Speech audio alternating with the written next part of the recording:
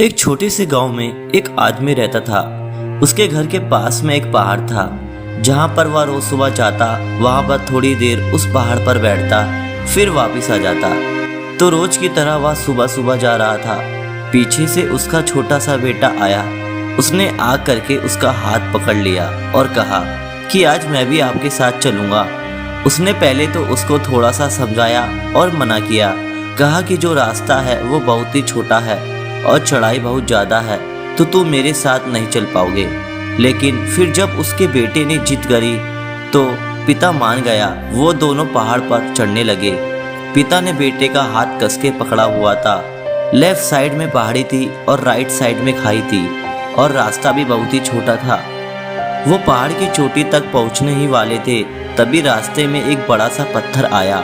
क्योंकि पिता उस रास्ते से रोज आता था तो उसको पता था कि वहाँ पर पत्थर है, तो वह साइड से निकल गया। लेकिन जो बेटा था उसका ध्यान कहीं और था, तो उसका घुटना जा करके उस बड़े से पत्थर से टकरा गया।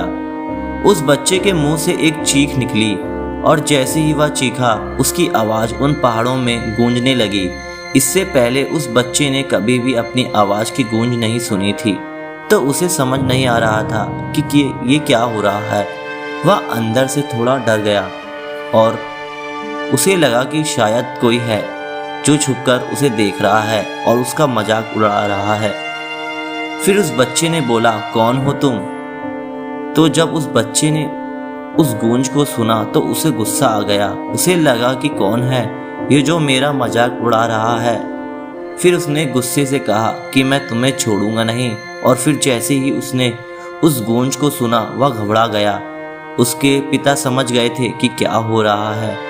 उसने अपने पिता का हाथ कस के पकड़ लिया और उनसे पूछा कि कौन है ये जो मुझे इतना तंग कर रहा है, कौन है ये जो मुझे इतना डरा रहा है। तो उसके पिता थोड़ा सा मुस्कुराए और उन्होंने खाई की तरफ देखा और जोर से बोला, मैं तुमसे बहुत प्यार करता हूँ। वह सुनकर वह बच्चा हैरान हो गया और उसे समझ नहीं आ रहा था कि क्या हो रहा है, क्योंकि वही इंसान जो उसका मजाक उड़ा रहा है, उसे तंग कर रहा है, वह उसके पिता को बोल रहा है कि मैं तुमसे बहुत प्यार करता हूँ। तो उसके पिता अपने बेटे को देखा और वह समझ गए कि उसके मन में क्या चल रहा है। और फिर दोबारा उन्होंने बोला, तुम बहुत अच्छे हो। और यह सुनकर उसका बेटा थोड़ा सा मुस्कुराया और पूछा अपने पिता से कि ये क्या हो रहा है। फिर उसके पिता ने अपने बेटे को समझाया, ये जो आवाज़ तुम सुन रहे हो ना, ये किसी और की नहीं, ये तुम्हारी ही आवाज़ है जो कि पहाड़ों में गूंज रही है और तुम्हें अपनी ही आवाज़ सुनाई दे रही है। जैसे तुम बोलते हो ठीक वैसे ही तुम्हें सुनाई देती है। अगर तुम गुस्से से कुछ कहोगे तो पलटकर जो आवाज़ आएगी उसमें भी गुस्सा होगा, लेकिन अगर तुम कुछ अच्छा कहोगे तो वो आवाज़ भी अच्छी होगी। बिल्कुल इसी तरह से हमारी ज़िंदगियाँ भी होती हैं। जैसे तुम अपने मन में इस ज़िंदगी के बारे में सोचते हो, ये ज़िंदगी तुम्हारे लिए बिल्कुल वैसे हो जाती है। अगर तुम मन ही मन अपने आप से यह बोलते रहोगे कि मेरी ज़िंदगी तो बहुत बुरी है, तो ज़िंदगी सच में बुरी हो जाती है।